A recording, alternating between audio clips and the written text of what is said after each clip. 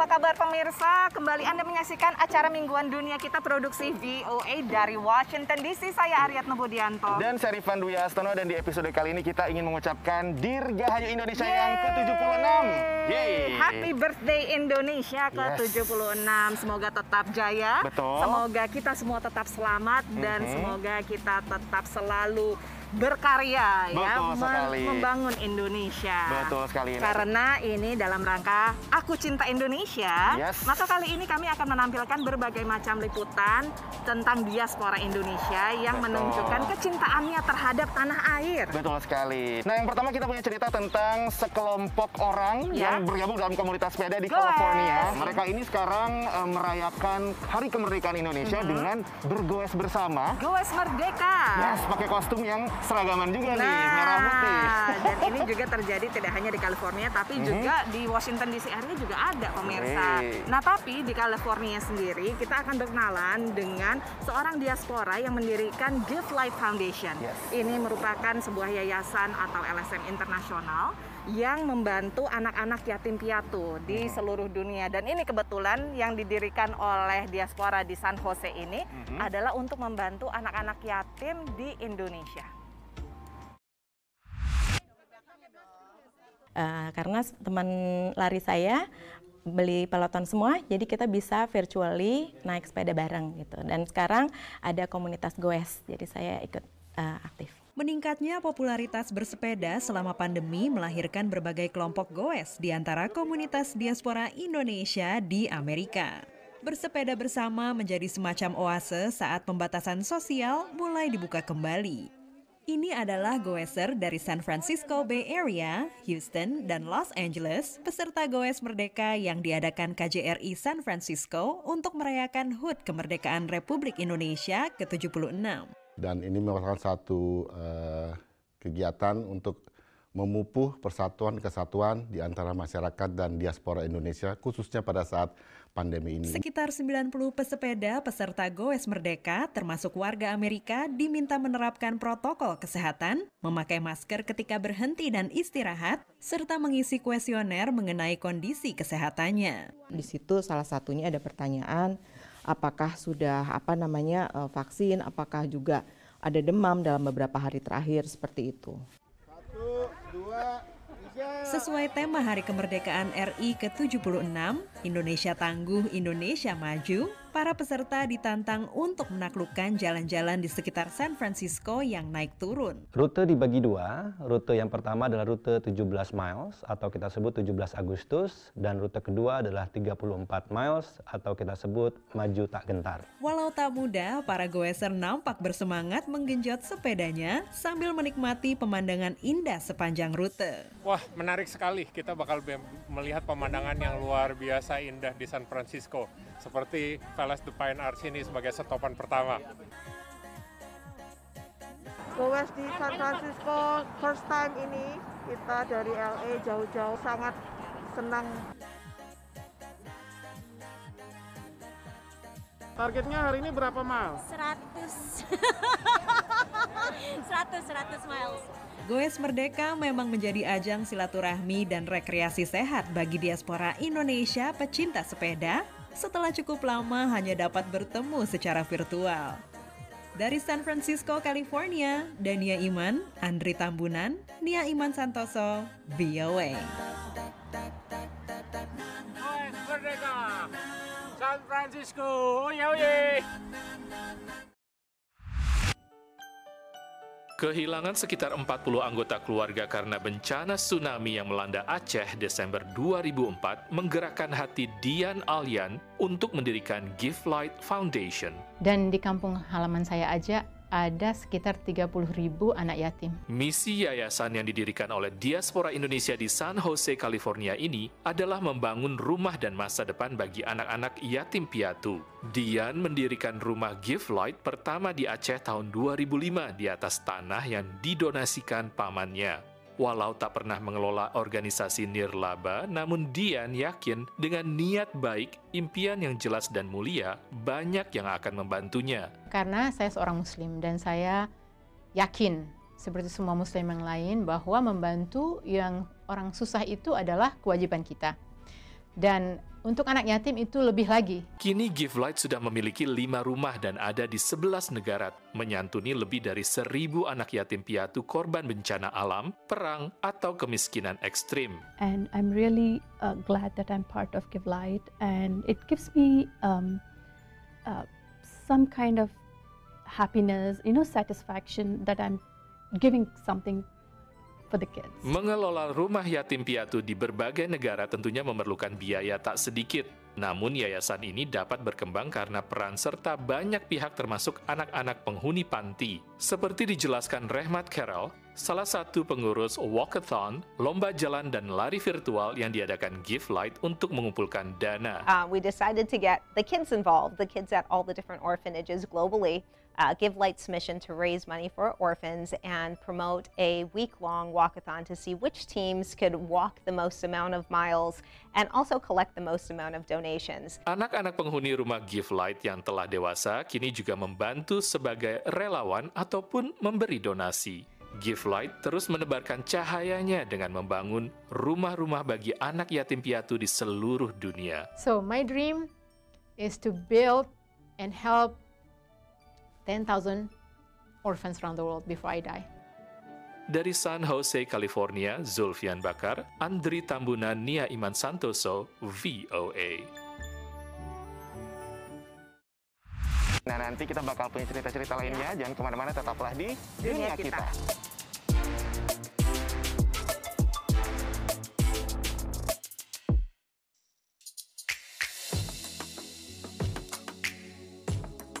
Pemirsa, masih di Dunia Kita dan saya dan Rifan masih dalam rangka ingin piknik merayakan 17 Agustusan. Betul. Ini di National Mall, Washington DC. Yes, Nah, kalau misalnya waktu tanggal 4 Juli kemarin, Ya. Hari Kemerdekaan Amerika Serikat, ini adalah sesuatu yang sering dilakukan orang sini ketika merayakan, yaitu Independence Day ya. Iya, jadi pada piknik, nonton kembang api, makan Betul. barbecue, dan lain sebagainya. Kita sambil nyari-nyari tempat untuk piknik, kita juga punya cerita-cerita tentang diaspora Indonesia lainnya juga nih. Termasuk ini ada satu bentuk kontribusi dari diaspora Indonesia untuk membangun negeri juga, yaitu dengan transfer ilmu nih. Nah, bisa cukup dengan mengajarkan warga di sekitar kita, ngajarin warga di Amerika tentang budaya Indonesia, dari makanannya, dari bahasanya, dan juga keseniannya. Nah. Ini juga ada satu diaspora Indonesia yang mengajarkan orang sini, dan juga ada juga sih beberapa diaspora Indonesia yang ikutan cara untuk nembang. Nah, selanjutnya juga masih ngomong-ngomong soal transfer ilmu, kita akan berkenalan dengan seorang perempuan Indonesia yang mengajarkan terjun payung ya, termasuk ke orang-orang di Amerika Serikat. Ini dia. Rujak nanas pantas dan wadahi gelas, tiwas-tiwas ngabui wong ora waras yo lai. Jack Erikin, warga Amerika ini, menyanyikan tembang Asmorondono Pelok Patet Barang dengan suaranya yang merdu dan penuh penjiwaan. Ya, sulit sekali. Kalau pelok barang ada range vokal yang ada nada tinggi sekali dan nada bawah. Jadi susah cari semua nada itu. Malam itu, Jack tampil dalam acara pagelaran virtual kelas nembang Jawa yang kedua yang diselenggarakan atas Pendidikan dan Kebudayaan Republik Indonesia di Washington DC. Pada saat tahun 2020 kelas gamelan dimulai di awal-awal bulan Agustus, seperti itu ya, Agustus September. Kami mencari-cari pelaksanaan pengajaran untuk mengajarkan menyinden lagu langgam Jawa. Itu tidak ada satupun. Jadi kami bisa katakan ini adalah kelas pertama menyinden langgam Jawa pertama di dunia yang diselenggarakan secara virtual. Di bawah bimbingan guru gamelan Kedutaan Besar Republik Indonesia Muryanto, para murid kelas nyinden Jawa bertemu secara virtual sekali seminggu sejak 4 bulan yang lalu. Latar belakang para murid kelas gamelan bermacam-macam. Ada seorang guru asal Malaysia, ahli kimia, dan programmer komputer. Ada dari mereka yang pernah mempelajari atau memainkan gamelan seperti Jack Erikin. Ada juga yang sedang mempelajari musik dangdut seperti Andrea Decker dari California, yang malam itu menyanyikan tembang Sinom Parijoto Pelok Patet 6.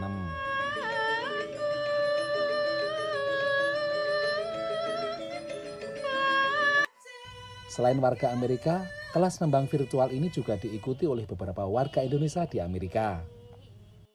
Karena orang Jawa harus nguri-nguri budaya Jawa. Jangan dilupakan, karena orang Amerika aja semangatnya seperti itu, apalagi orang kita. Pagelaran nembang Jawa virtual ini diakhiri dengan harapan pandemi segera berakhir, sehingga peserta bisa bertemu tatap muka dan nembang bersama diiringi gamelan. Dari Washington DC, Supriyono, VOA. Naila Novaranti adalah skydiver yang telah menaklukkan 7 benua dan terjun dari lokasi-lokasi menantang seperti Antartika dan Gunung Everest. Kemahirannya sudah mendapat pengakuan internasional, termasuk dari Asosiasi Parasut Amerika atau USPA. Tertariknya dikarenakan saya jualan parasut. Yang jualan kan karena saya sebagai konsultannya, setiap saya paparan, terutama kepada orang militer, mereka selalu menyampaikan, kamu kan bukan penerjun.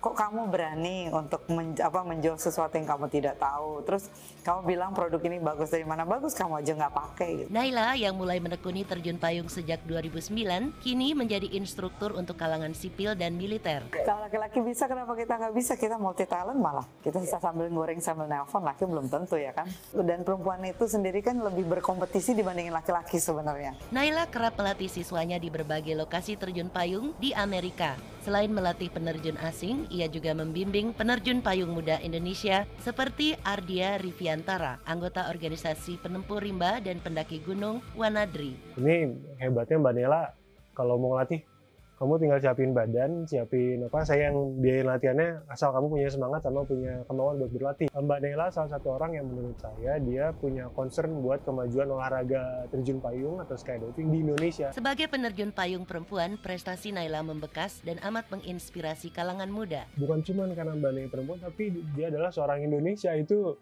buat penerjun lain di internasional geger juga nih. Ada penerjun Indonesia perempuan lagi bisa kayak begini. Mbak Nela bagi saya sih mengharumkan nama Indonesia sih di dunia olahraga terjun payung internasional. Proses terjun olahraga yang beresiko dan ekstrim bagi perempuan ini justru menjadi tantangan bagi ibu dari 3 putra ini. Saya mencontohkan, terutama anak saya laki-laki, saya mencontohkan bahwa saya aja perempuan, I don't give up my life just to do anything. I give my best. So even though I'm failed, I did give my best. Prestasi Naila tidak hanya tercatat di rekor Museum Indonesia, tapi juga akan terus menginspirasi perempuan-perempuan lain di berbagai bidang yang sebelumnya dianggap mustahil dilakukan perempuan. Dari Washington DC dan Jakarta, Madeyoni, Nia Iman Santoso, Ahadian Utama, VOA. Sekarang kita istirahat lagi pemirsa, tapi akan segera kembali dengan menjawab pertanyaan Anda. Kalau gitu jangan kemana-mana, tetaplah di Dunia Kita.